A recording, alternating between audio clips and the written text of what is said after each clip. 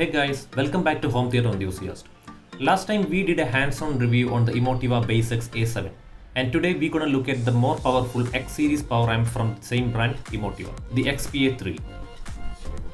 Before that, if you are new to the channel, please subscribe and put the bell icon so that you will get notified on new video upload. Also, don't forget to like if you really like the video. Okay, let's get to it.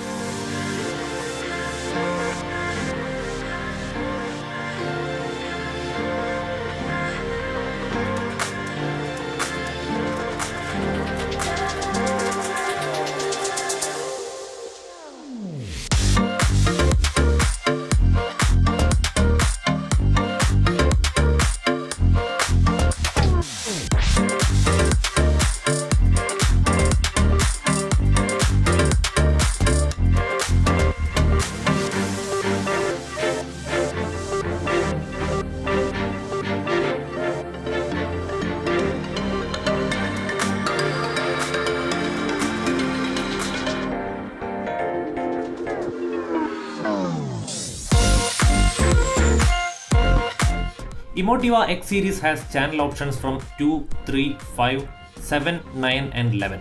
And the interesting thing is that all of these options use the same chassis.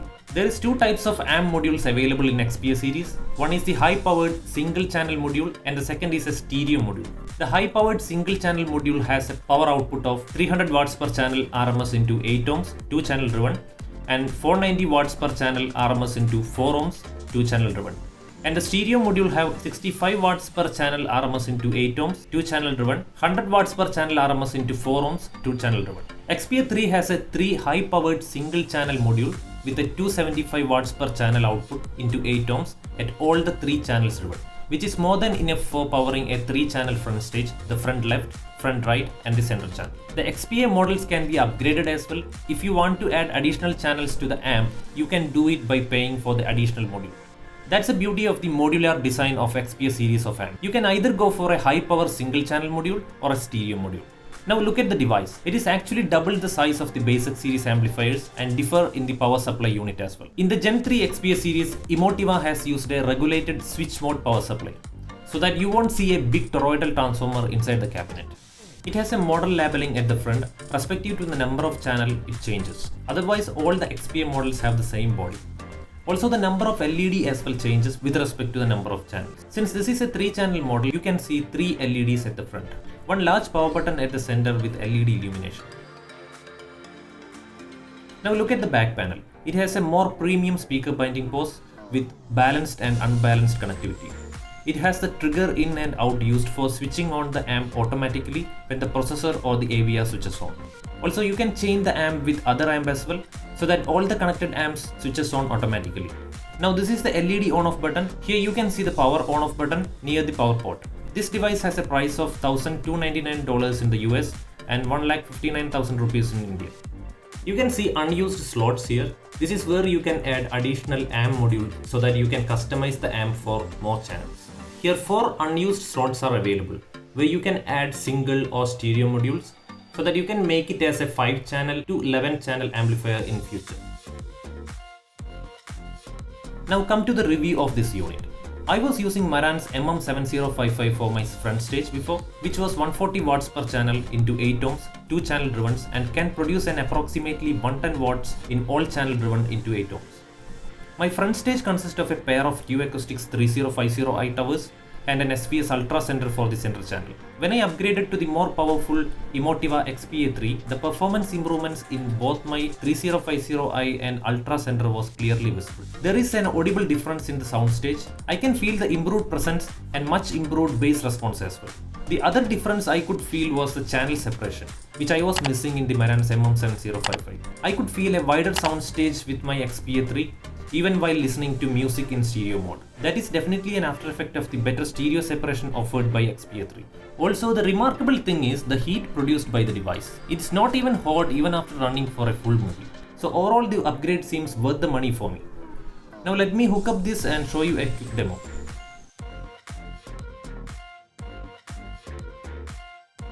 I am using balanced XLR cable to connect the pre-outs from my Marantz processor to the power amplifier. This is a custom-made XLR cable created using Nutric connectors and Belden cables.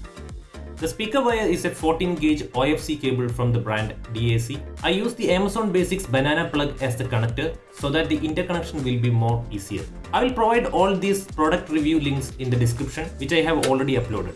Now I am connecting the front right speaker pre-out coming from the processor to the amp input and the speaker cable to the amp output.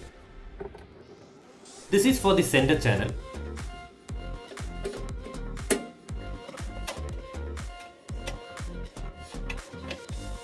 And the last one for the front left speaker.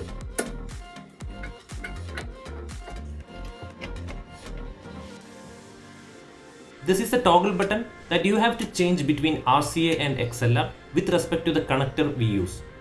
Here I am switching it to balanced XLR connection. Next thing is the trigger connection. This is a trigger cable comes with the amp. We have to connect one end at the trigger input on the XPA3 and the other end at the trigger out on the processor. In my case, I am using the Marantz AV7705. This is the speaker pre-out connection from the processor for the front left, right and the center. Now this is the trigger out. It's marked as DC out here. I'm connecting the trigger cable to the DC out 1.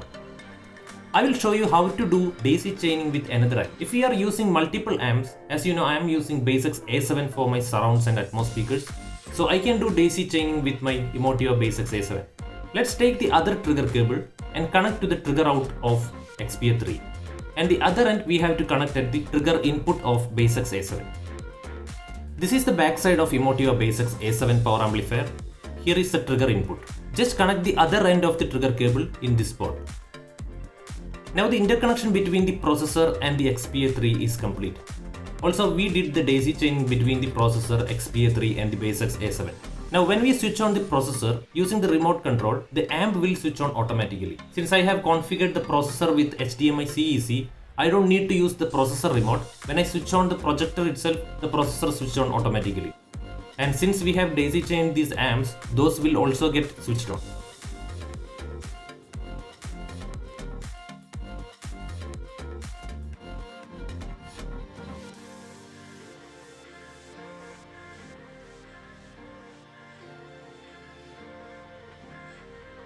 And also if I switch off the projector, all the devices gets off.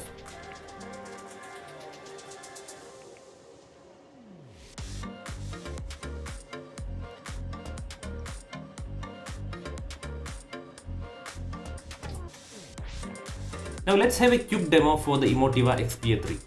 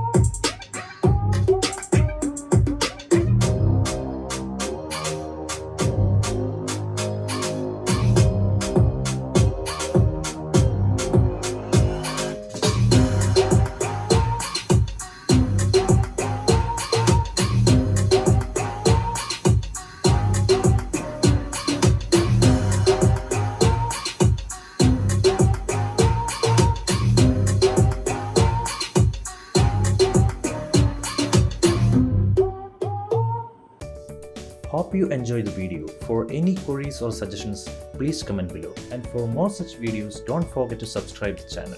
Thank you and see you in the next video.